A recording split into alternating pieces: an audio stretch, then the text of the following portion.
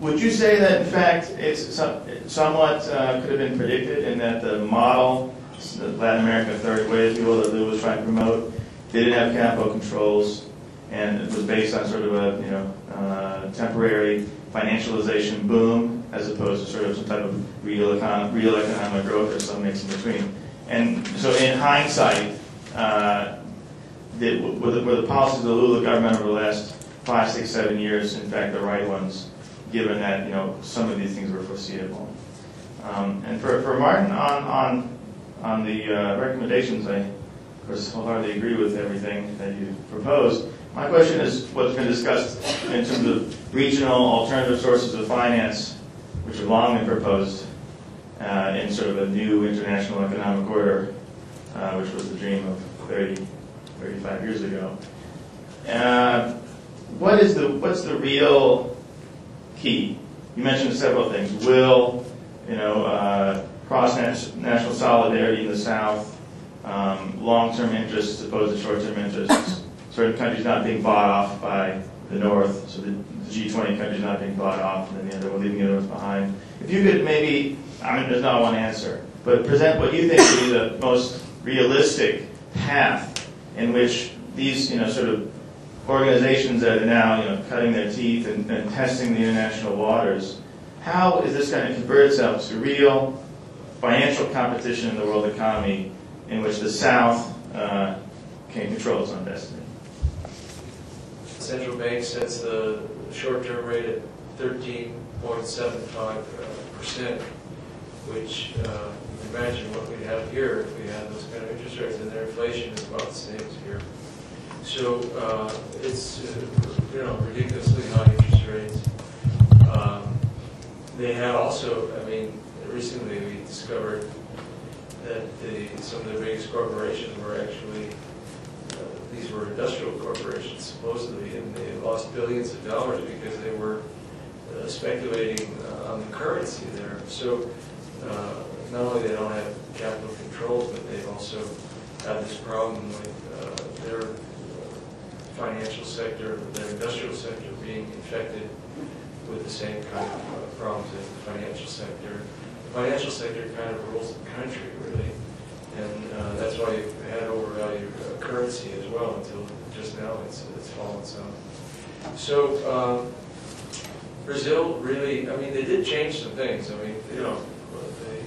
minimum wage increased by about 100% in real terms, so there was some reduction in inequality, because that wage affects a lot more than like minimum wage does here, for example. But they definitely kept the neoliberal macroeconomic policies and development policies of the previous government, and as a result, they haven't had that much growth really, or the kind of redistribution that you could have if the economy was really growing.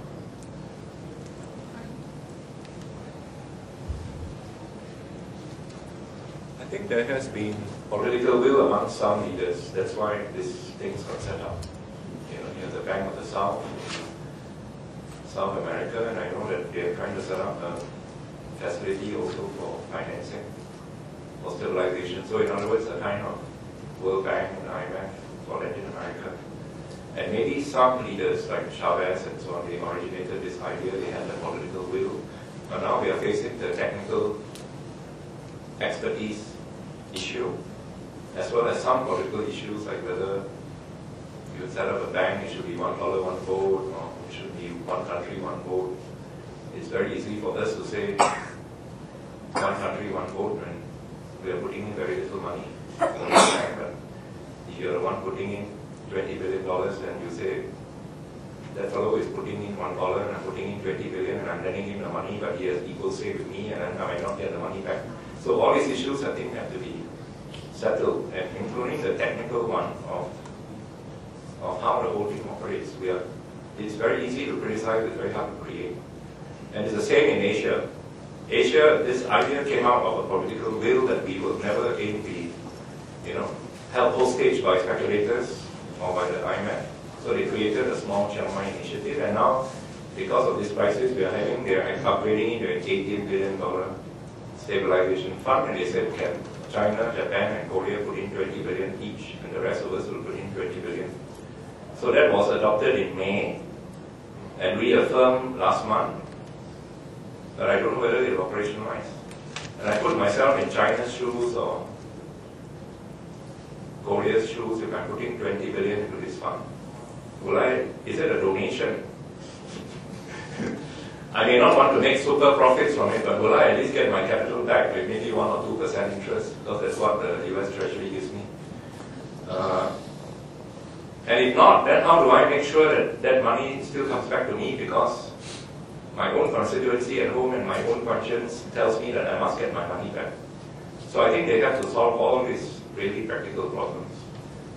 If the technical issues are faced head on and there are technical solutions through expert groups, then the political will may become stronger. But of course that's not enough. You still need political will. But the political will, however strong it is, without the technical backup, you'll find the political will weakening. So I think the money is there, but we haven't quite organized ourselves because of all these issues.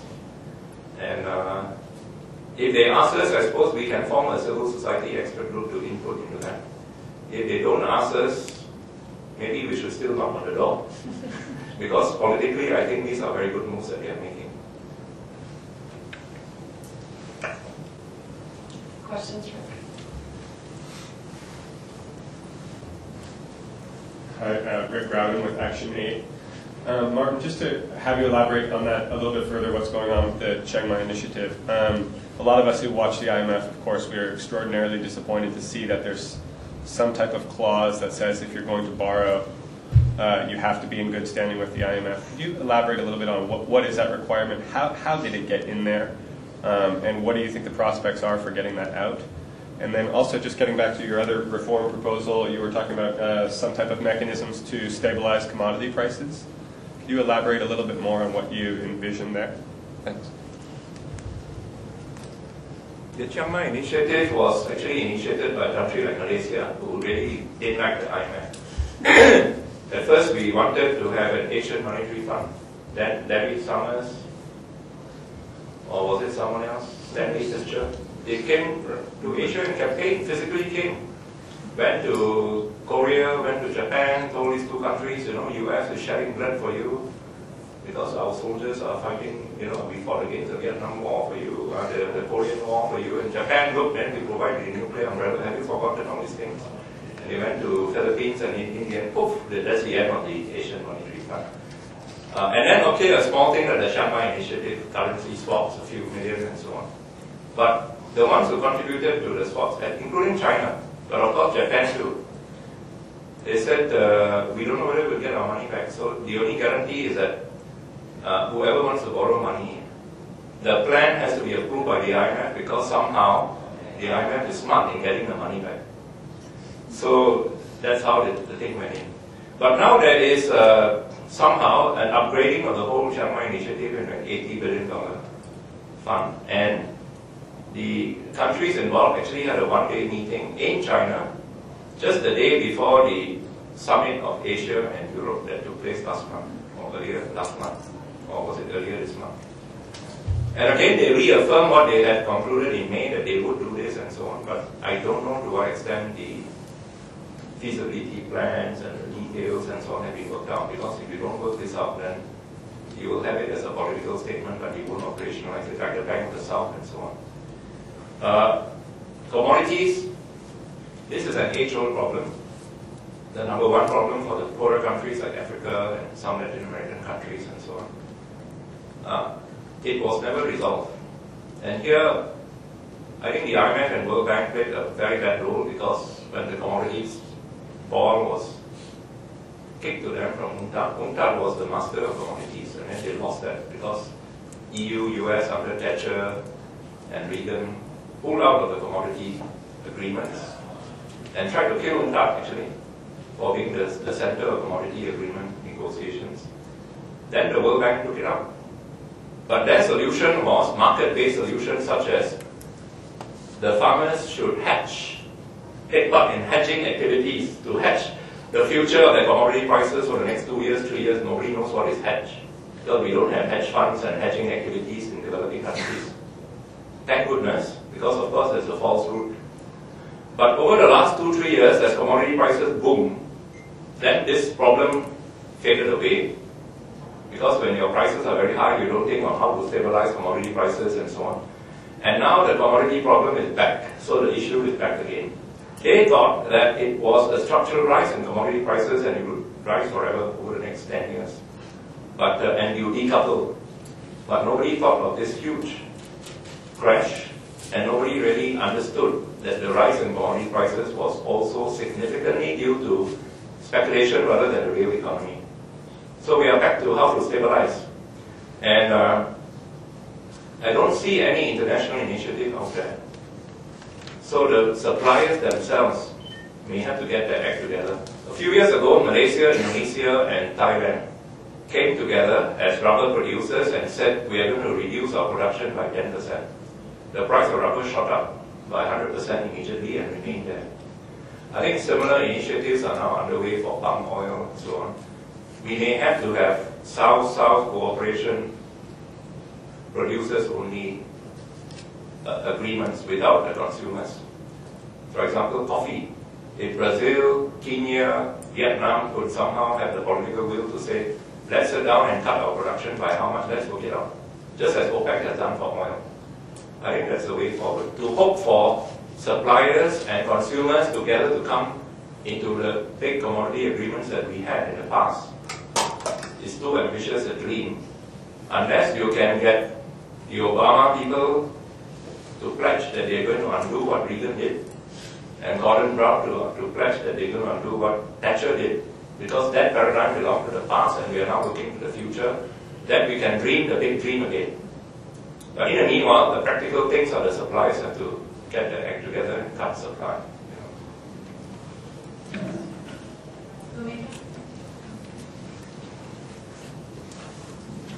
Bhumika Muchala. I have a two-part question, and I want to start with the discussion that both Martin and Mark were having regarding the IMF and the sort of root causes of why it comes back into power. And I want to touch upon the monopoly it has on its signaling power. It's true, it does have a monopoly, and in the sort of, if we want to say, the market for macroeconomic assessment, there is a visible lack of players in this market.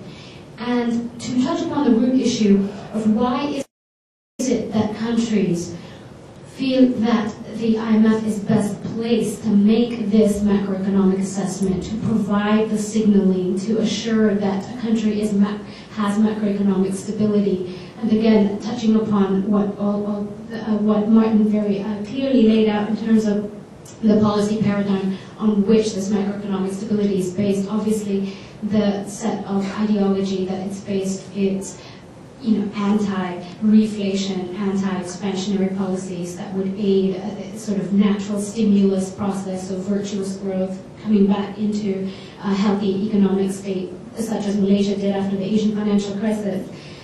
So my question is, why do countries not try to create or engender alternative sources of this assessment, of this signaling power? Where are national academic experts or regional experts, regional bodies? Why hasn't there been a larger movement to create alternative signaling sources? And why does the IMF have retained such a monopoly despite its explicit failure in the Asian financial crisis? You would think countries would stand up and say enough is enough. It obviously was part of the causes and exacerbated the economic crisis 10 years ago. Why is it allowed to play such a prominent role in the economic crisis 10 years later? And then related to this is the explicit inequity of fiscal stimulus. We're seeing China with a $500 billion plus fiscal stimulus in place, the US, Germany, Japan. But what about the low-income countries, which, as Martin also pointed out, are facing collapsing currencies, capital outflows, soaring debt levels, and with the debt levels being in foreign exchange and foreign exchange reserves being depleted? What now in terms of where is that injection of capital going to come from for developing countries? where are the sources for this injection of capital liquidity? And on that note, the alternatives, such as the $80 billion fund, would that be a light of hope? Would that be a ray of silver for this sort of fiscal stimulus and capital injection that's so sorely needed for the developing countries? I'd like to ask both Mark and Martin to provide ideas on this, and also have people from the audience join in about ideas on the sort of geopolitics of the fiscal stimulus occurring right now globally.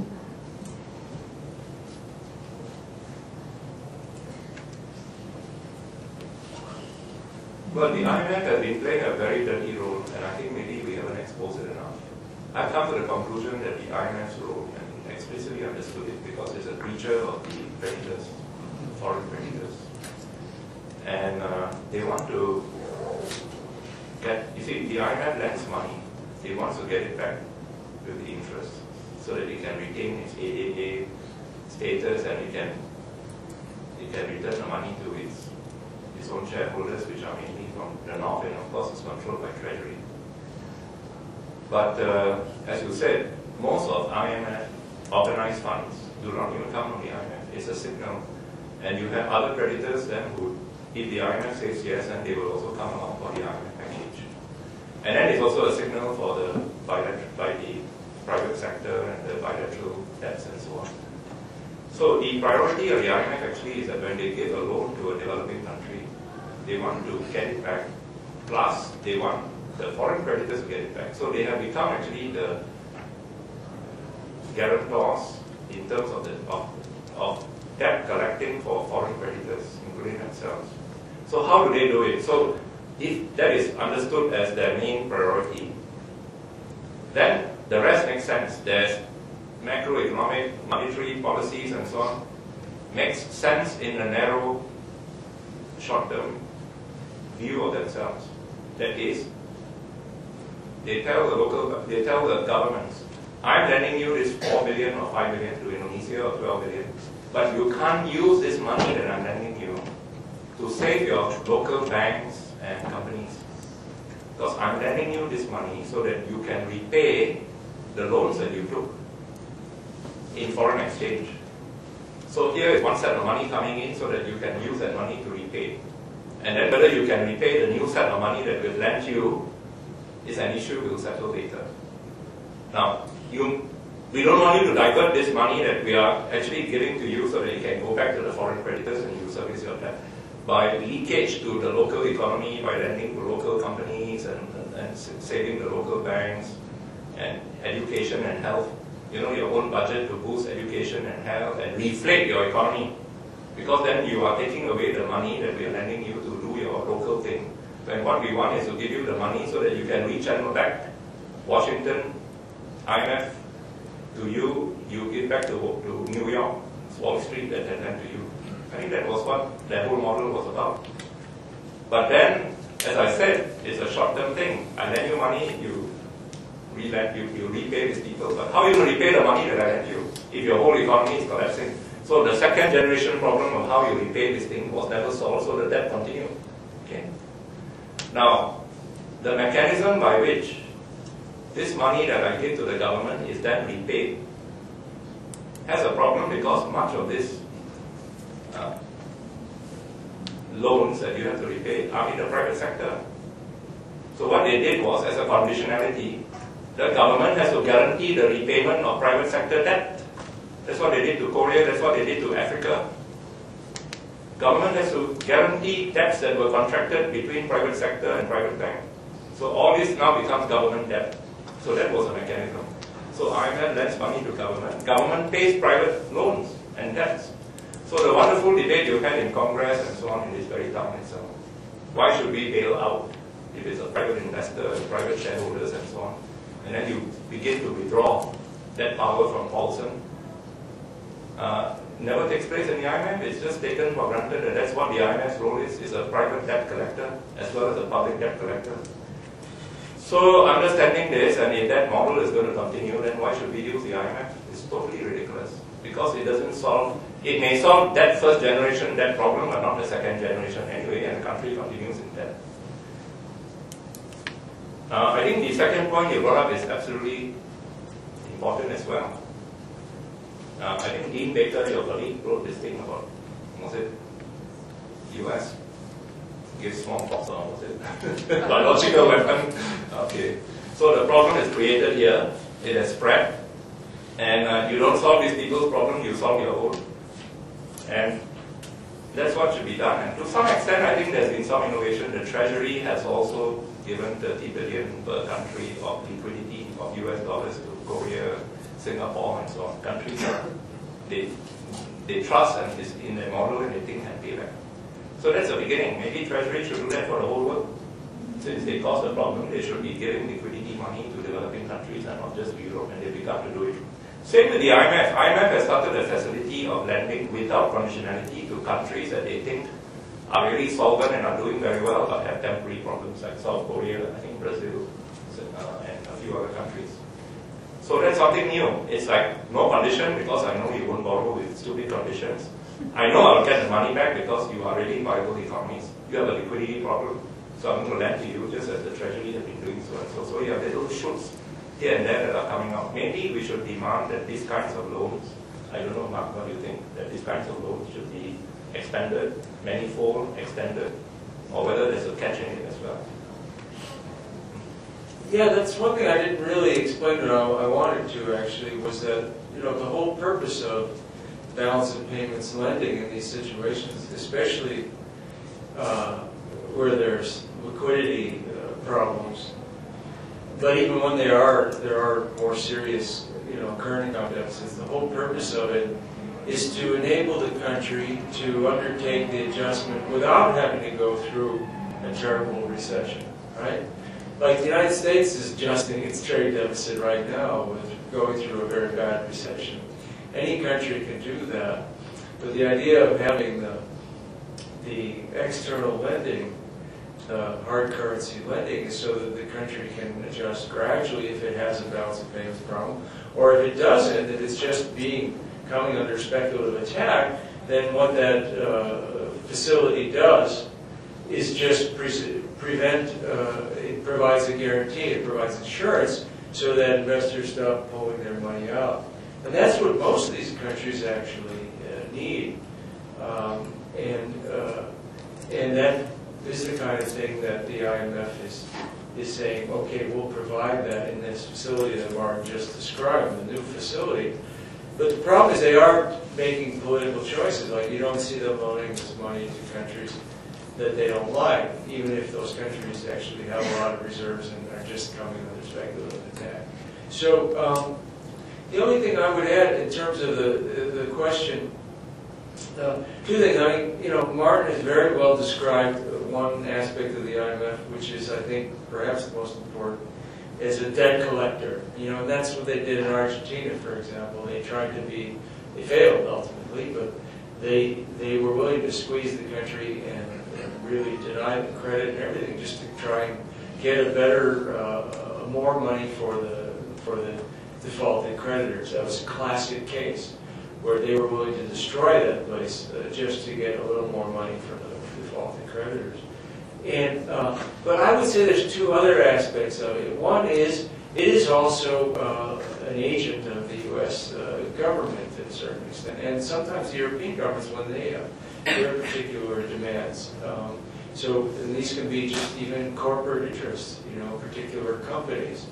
And in the case of Europe, that's what it usually is because they don't have the big strategic control that the United States has. But sometimes they're just pursuing, like they did in the Asian crisis, you know, when they attached all those conditions about foreign ownership of banks and things like that. They use it to get it to break in there. And then I have to add one third thing, is I think is only comparable, say, to the medieval church. They have an ideological component that's not really rational. You know, Stiglitz used to joke that they made, back in the 1950s when they designed their 5 or 6 accounting identities that make up their financial programming, that they got a sign, they made a sign error. Like when a professor makes a sign error on the blackboard, they put in a minus instead of a plus, and they've never really corrected it. So they do have an ideological problem that makes them much worse than an actual an organization that was only concerned about getting their money back and getting money for their creditors. That's what makes them, I think, more damaging than, say, private banks. Now, the last thing, just very briefly, in terms of how can they do this, or why do they enable things to come back? I think it is ultimately a question of politics and legitimacy. Look at Latin America, okay? No country has publicly, at least, announced that they want money from the IMF. And that's because the IMF has been thoroughly discredited. And their cartel broke down there in a certain way, too. Like, for instance, when Evo Morales took the presidency of Bolivia, in 2006, they had been under IMF agreements for 20 years straight. And then they just said, no, we don't want one. And not only that, they said, when they said that, they asked the IMF, well, what about all the other loans and grants we get from Europe and everyone else? Is that still going to be dependent on the IMF? And the IMF said no. Because the IMF knew they had no real power to do that at that time, especially. You had Chavez, Venezuela was loaning money to everyone. They loaned $6 billion. They ended up loaning $6 billion to Argentina, for example. So there was no point in the IMF trying to enforce their creditors' cartel. So it just collapsed. And so it really depends on the political situation in the region. And that's why I think these regional solutions are going to be extremely important. And it's important for us, and especially since we have a new president, we're going to have a new executive director, to say, here in the United States, we want our government to support the regional solutions rather than the monopoly and the cartel.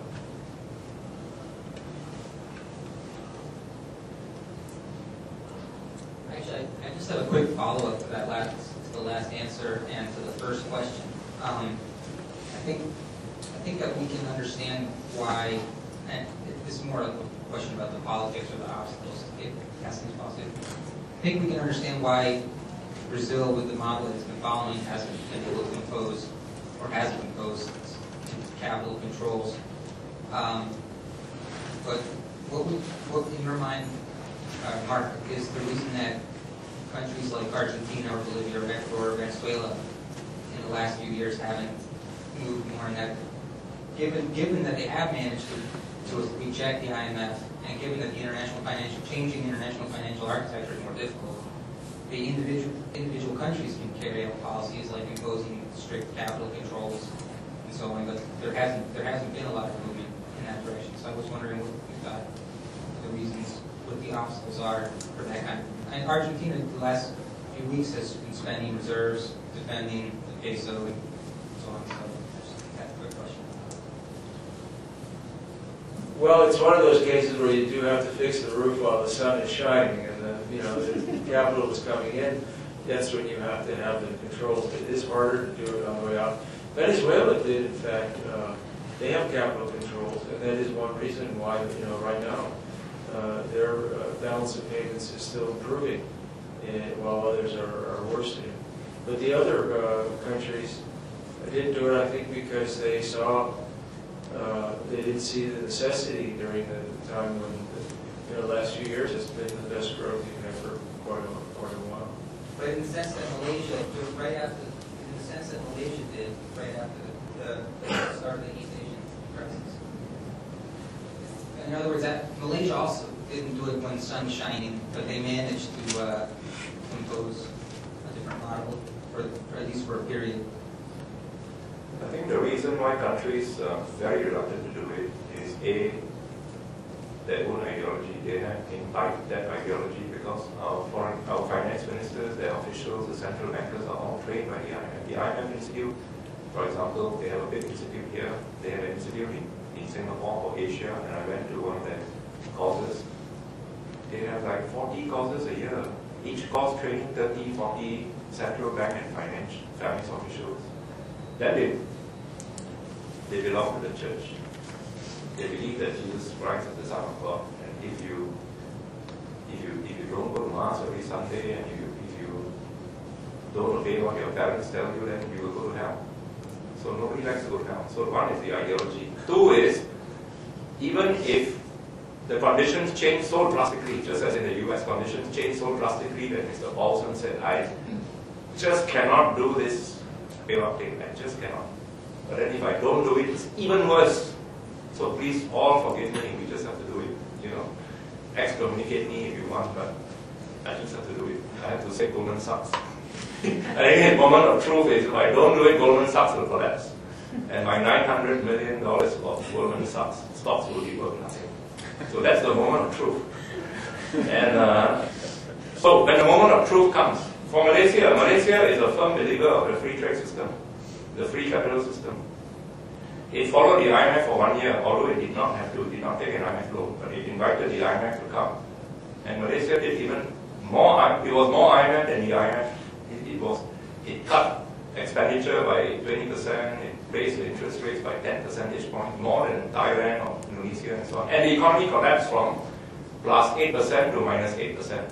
That's the moment of truth when the politician faces that he's going to lose office, there's riots on the streets. And in the case of Malaysia, the Prime Minister was not an economist. That's what saved Malaysia. No, he did not go through this chapel, he did not go through this program. So he said, this is ridiculous. This is what the IMF is telling us to do. It's totally ridiculous from a common sense point of view.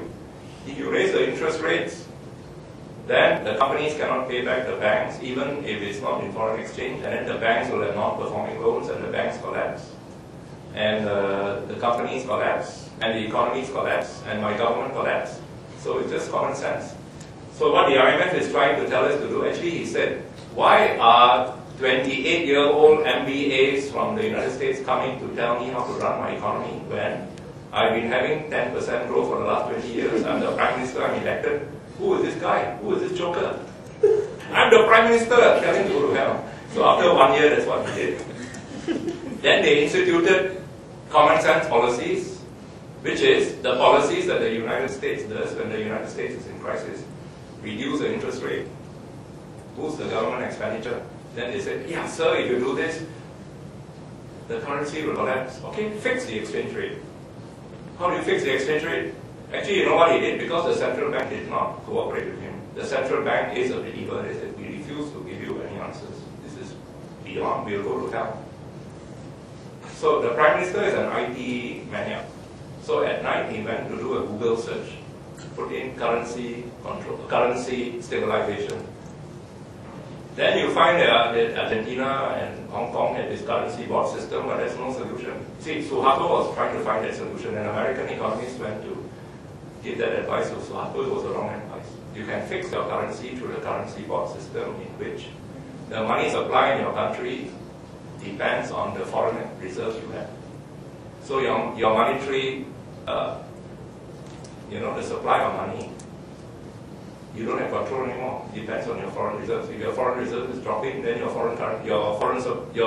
monetary supply is dropping, and then you have a recession. So he discovered the Chinese system, which is just an administrative fixing of the rate. That is, the central bank will exchange US dollar with the commercial banks at this rate. And all commercial banks with your normal commission and so on will exchange at that rate. Full stop. We don't link it to any foreign reserves or anything. So we actually borrowed the Chinese system through a Google search of the Prime Minister at midnight. So he's not an economist. If he was, and all the local economists said, there's no solution, sir, there's no system, sir, you cannot do it, sir. Okay, I'll do a Google search.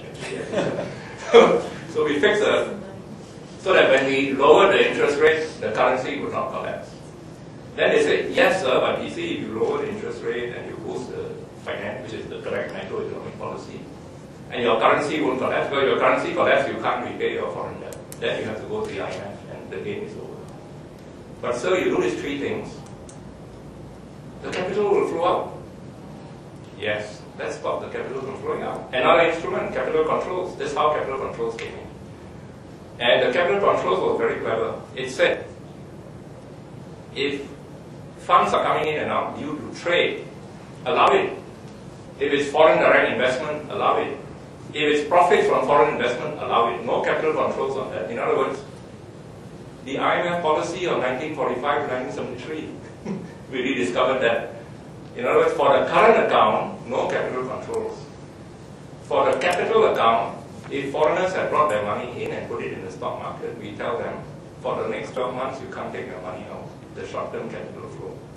And for local people, and local companies, you can't take your money out as well. Local people you can control. There won't be so much of an international outreach.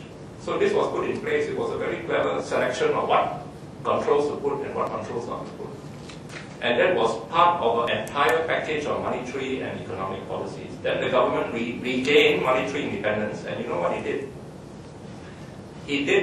They did what the US is now trying to do, but at that time condemn us. That is, then they set up two other vehicles that will be very interesting to you. One vehicle is called a vehicle of the government to inject capital into failed banks. Sound familiar? The second vehicle was purchase of non-performing loans. We didn't call it toxic assets, we call it non-performing loans from the banks into this vehicle, which later would be sold. And actually, the government didn't spend much money in the end. They spent money, but then they recovered the money. So in the end, we got away almost scot-free. And this whole thing was done in a big package in a matter of months, just as you did. Very familiar sounding, because this is, and this package of capital injection and purchase of toxic waste was borrowed from Sweden when they had a financial crisis. Through another Google search. Now, when Malaysia did this, it was condemned. Universally condemned by everybody from Soros, Larry Summers, Fisher, IMF, World Bank. They said, you're going to collapse. They said, this Prime Minister is mad because he does not understand the world of modern international finance. Those were the words. You see? And he said, no, I understand. This world is built on leverage. This world is built on Chevy. This world is built on hedge funds borrowing a leverage of 30:1. And then I started asking the bankers, they said, yeah, Prime Minister had 30:1. Actually, the Prime Minister was wrong. Because the LTCM scandal finally revealed that the leverage was 50:1. You have $1 of capital, $1 billion of capital, you borrow 50 billion from the banks. You take the 50 billion and you spin derivatives until you have a position of $1 trillion of positions in the stock market, currency, and so on. So the ultimate leverage is 1,000:1. That's the hedge fund. LTCM revealed that. So the Prime Minister was more clever. And of course Soros knew, because he's a master of that. So they had a big slamming match. Prime Minister said Soros is a moron because he's destroying value and capital. Soros said this man is a menace to his own country, he doesn't understand the world of modern finance.